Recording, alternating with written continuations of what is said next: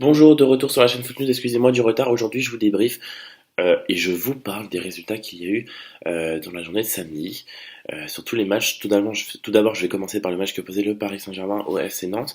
Ça a été 4-1 avec donc un doublé d'Edinson Cavani, un but d'Angel Di Maria qu'on revoit entre guillemets. Ça a été assez compliqué quand même, c'est un but qui est pas, on va dire, volontaire.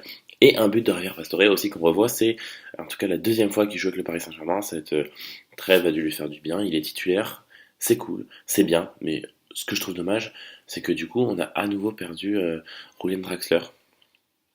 Voilà, c'est le seul bémol. Donc cette équipe de Paris a très bien joué, moi j'ai trouvé des défenseurs très agressifs, les défenseurs centraux. Berchi, j'ai bien aimé ce qu'il a fait, il a été bon, hein, franchement, il avait de l'envie, il centre bien, il a été bon en défense, ça se voyait il mettait de l'impact. Dani Alves, c'est une merveille, comme d'habitude. Je sais pas trop quoi dire, mais vraiment il est génial. Ensuite, au milieu de terrain, Adrien Rabiot, c'était franchement top. Comme d'habitude, à la récupération, tout ça. Verratti, je crois qu'il fait une passe décisive sur le but de Javier Pastore. Il commence un peu à reprendre des couleurs sous le maillot du Paris Saint-Germain. Voilà. C'est un peu dommage parce qu'avec la Squadra Azzurra, c'était pas trop ça. Mais tant mieux pour nous, tant mieux pour Paris. Et puis le retour de Javier Pastore qui met un but et qui franchement a fait de belles choses. Angel Di Maria. C'est plus compliqué à juger sa prestation en fait, hein, parce qu'il met un but plutôt involontaire. Après, ça se voit. En fait, c'est surtout dans le dernier geste. C'est pas qu'il rate le dernier geste, c'est qu'en général, il prend pas forcément la bonne décision.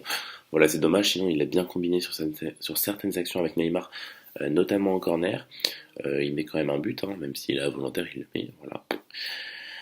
C'était un centre qui termine au fond des filets parce qu'aucun joueur ne le touche, donc très bien tiré mine de rien.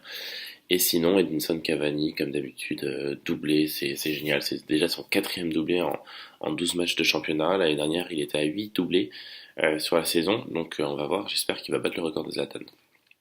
Et Neymar, c'était un peu plus compliqué pour lui. Comme d'habitude, un peu plus d'individualité. C'est dommage. C'est très dommage. Alors, du coup, la performance de Cavani, il met 2 buts qui sont, entre guillemets, splendides. C'est très exagéré comme terme.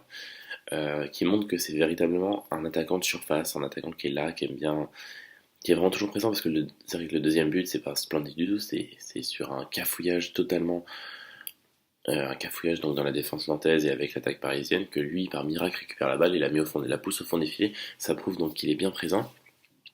Et sinon, le premier but, c'est un beau but où il prend entre guillemets à contre-pied le gardien, enfin il fait comme s'il allait tirer au second poteau. Il la met au premier. Voilà, c'était génial. Le but de Javier Pastore, c'est un tir tout en force contré par le gardien qui, on va dire, avec un rebond favorable, rentre dans le but et comme je vous l'ai dit, Di Maria, un centre qui termine au fond des filets.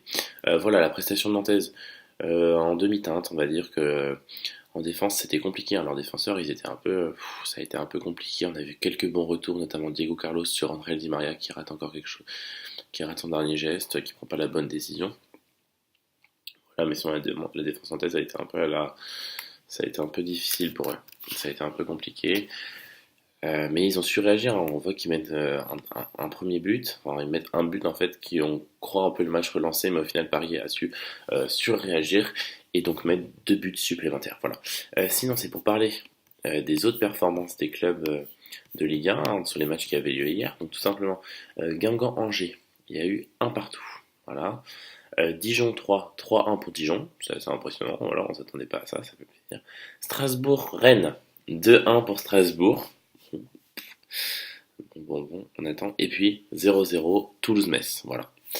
On vous dira ce que ça donne au niveau des pronos. Moi je crois que c'est pas trop ce que j'avais dit. Et je pense pas que ce soit ce que Boulistrade avait dit non plus. Voilà, je vous souhaite une très bonne fin de journée. Ce soir c'est Boulistrade qui s'occupe de faire la vidéo avec son tant attendu match qui oppose Bordeaux à Marseille. Ils vont essayer de briser cette malédiction. Je vous dis donc à ce soir sur la chaîne Foot News et à lundi ou mardi donc, pour la grosse émission comme d'habitude. N'oubliez pas évidemment de s'abonner, c'est ici sur notre page, n'oubliez pas, c'est super important. Abonnez-vous comme ça vous aurez plein de notifications. On s'abonne, c'est super important. Paf. Regardez la vidéo, nouvelle vidéo. Et si vous cliquez là, c'est important. Là, vous avez pas beaucoup